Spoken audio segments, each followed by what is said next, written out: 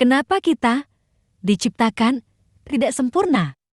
Kalau kita menghargai Tuhan, maka kita akan bersyukur dengan apapun yang Tuhan sudah kasih dalam hidup kita. Sikap hati kita seharusnya, Dia penjunan, kita tanah liat. Yesaya 64 ayat 8 berkata begini, "Tetapi sekarang ya Tuhan, Engkaulah Bapa kami. Kamilah tanah liat dan Engkaulah yang membentuk kami, dan kami sekalian adalah buatan tanganmu." Percayalah gini, sebagaimana Tuhan menciptakan kita, percayalah bahwa itu yang Tuhan pandang baik untuk kita. Sebenarnya manusia yang membuat standar yang kemudian membuat kita sendiri merasa nggak sempurna. Contoh, dunia menetapkan standar wanita cantik adalah wanita yang putih, membuat yang tidak putih merasa tidak cantik. Dunia menetapkan sebuah standar bahwa orang yang cantik harus langsing, sehingga membuat orang yang tidak langsing merasa tidak cantik. Hidung harus mancung, sehingga kita yang kurang mancung merasa tidak cantik. Mata harus belok, sehingga yang sipit merasa kurang puas. Sebenarnya, miliki pandangan ini, Tuhan adalah penjunan yang membentuk kita. Dia pasti buat menurut apa yang Dia pandang baik. Tidak mungkin Tuhan bikin kita nggak baik. Kita harus percaya dan harus bersyukur. Sebagaimana Tuhan menciptakan kita, percayalah bahwa itu yang Dia pandang baik bagi kita.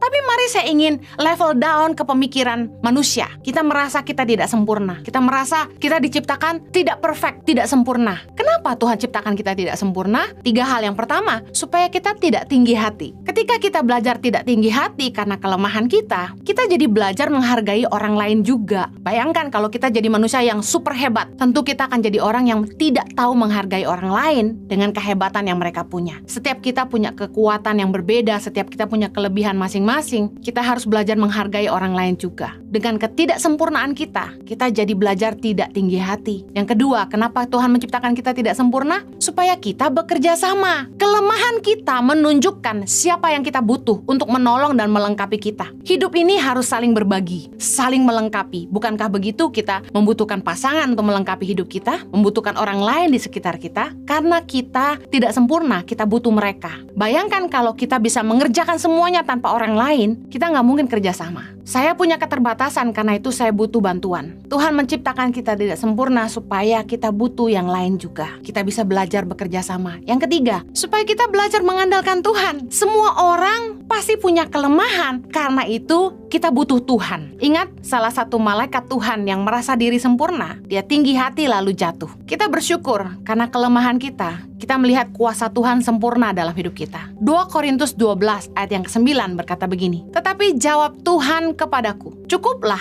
kasih karuniaku bagimu, sebab justru dalam kelemahanlah kuasaku menjadi sempurna. Sebab itu terlebih suka aku bermegah atas kelemahanku, supaya kuasa Kristus turun menaungi aku." Saya percaya apa yang menjadi kelemahan kita, yang membuat kita insecure, justru adalah cara Tuhan untuk membuat kita bersyukur. Tuhan bisa memakai kelemahan kita untuk menyatakan kemuliaan-Nya. Saya bersyukur Tuhan tidak membuat saya jadi orang yang super kaya, sehingga ketika saya bisa memberi makan lebih dari 5.000 anak di Indonesia, bisa menggaji 120-an guru di seluruh pelosok Indonesia. Orang tahu itu bukan karena saya, karena Henny orang biasa yang gak bisa apa-apa. Sehingga Tuhan dipermuliakan dalam hidup saya, dan tidak ada orang yang tidak bisa mengakui bahwa semuanya adalah pekerjaan Tuhan semata-mata. Karena mereka tahu bahwa saya bukan orang yang kaya raya. Di dalam kelemahan kita, justru di dalam hal-hal yang kita tahu kita sendiri tidak mampu, disitulah kita mampu melihat Tuhan bekerja dengan nyata dalam hidup kita.